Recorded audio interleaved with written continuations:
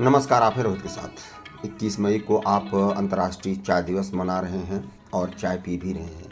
लेकिन क्या चाय के इतिहास के बारे में आपको पता है कि इसकी शुरुआत हुई कब, किसने पहली बार चाय पी और किसने पहली बार चाय बनाई?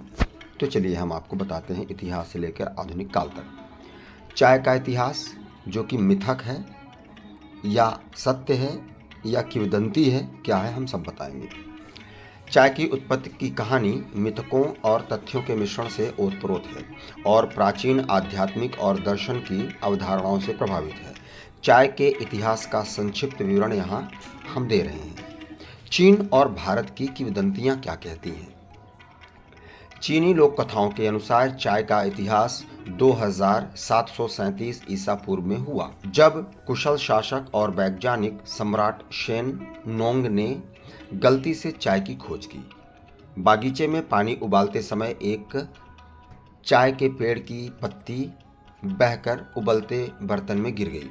सम्राट वह चाय इतनी पसंद आई कि उन्होंने उस पौधे पर और शोध करने का निश्चय लिया। लोक कथाओं के अनुसार सम्राट ने अपने शोध के दौरान चाय के औषधीय गुणों की खोज की। चाय के भारतीय इतिहास के अनुसार इसकी खोज का श्रेय भारतीय संत बोधिधर्म को जाता है, जिन्होंने बौद्ध धर्म के ज़ेन संप्रदाय की स्थापना की थी। 520 ईस्वी में वे चीन में बौद्ध धर्म का प्रचार करने के लिए भारत से रवाना हुए। ज़ेन सिद्धांतों को सिद्ध करने के लिए उन्होंने 9 वर्षों तक बिना सोए ध्यान करने का संकल्प लिया। कहा जाता है कि ध्यान के अंत में उन्हें नींद आ गई। जागने पर वे इतने व्याकुल थे कि उन्हें अपनी पलकें काटकर जमीन पर फेंक दी।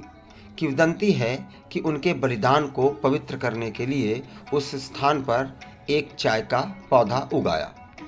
सुदूर पूर्व में जनसंख्या वृद्धि।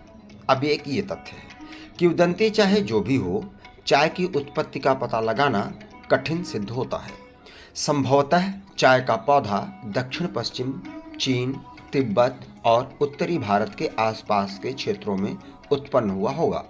चीनी व्यापारी इन क्षेत्रों में अक्सर यात्रा करते रहे हैं और उन्होंने ऐसे लोगों को देखा होगा जो औषधीय प्रयोजनों के लिए चाय की पत्तियां चबाते थे।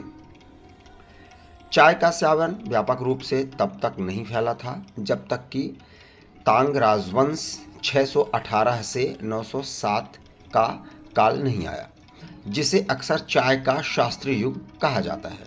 सरकार द्वारा लगाया गया चाय कर इस पेय की बढ़ती लोकप्रियता का एक और प्रमाण है और इसी समय चाय को चीन के राष्ट्रीय पेय के रूप में मान्यता मिली।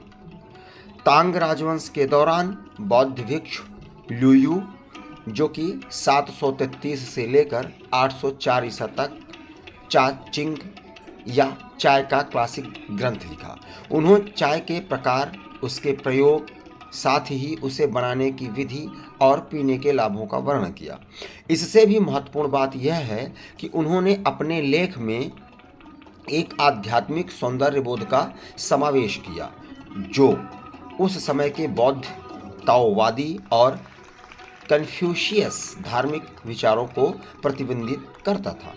ये शिक्षाएं एक पारंपरिक चाय समारोह पर केंद्रित थीं, जो सामंजस्य और सरलता को व्यक्त करने का एक प्रतीक थी, जो न केवल व्यवस्था बनाए रखना था बल्कि पूरे ब्रह्मांड में व्याप्त था।